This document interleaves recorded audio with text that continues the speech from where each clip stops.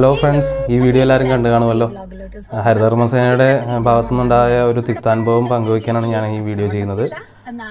അതായത് ഞാനൊരു തുടക്കക്കാരനായ സംരംഭകനാണ്. ഞാൻ ലൈസൻസിൻ്റെ ആവശ്യത്തിനായിട്ട് പഞ്ചായത്തിൽ ബന്ധപ്പെട്ട് കഴിഞ്ഞപ്പോൾ അവർ പറഞ്ഞത് ഹരിതകർമ്മസേനയുടെ കാർഡുമായിട്ട് വരണം, അതിൻ്റെ പൈസ അടച്ച റെസിപ്റ്റ് വെക്കണം എന്നൊക്കെയാണ് പറഞ്ഞത്. അപ്പോൾ അതെന്തും ആയിക്കോട്ടെ എന്ന് ചോദിച്ചാൽ നമ്മുടെ ലൈസൻസിന് ആവശ്യത്തിനല്ലേ എന്ന് ചോദിച്ചാൽ നമ്മളത് എടുത്തു. അതിനുശേഷം നമ്മൾ മാസം മാസം അവർ വരുന്നു, അവർക്ക് പ്ലാസ്റ്റിക് ഉണ്ടെങ്കിൽ അത് കൊടുക്കുന്നു. പക്ഷെ പ്ലാസ്റ്റിക് ഇല്ലാത്ത മാസങ്ങളിൽ പോലും നമ്മൾ പൈസ കൊടുക്കണം.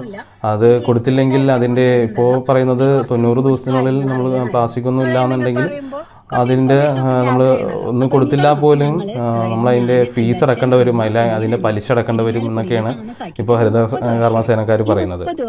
ഇതിന് എത്രമാത്രം യോജിക്കുന്നു, അതിൻ്റെ യുക്തി എന്താണെന്ന് പോലും നമുക്ക് മനസ്സിലാകുന്നില്ല. അതായത് നമ്മുടെ നാട്ടിൽ ഒട്ടും വ്യവസായ സൗഹൃദമല്ലാത്തൊരു അന്തരീക്ഷമാണ് ഇവിടെ ഉയർന്നു വരുന്നത്.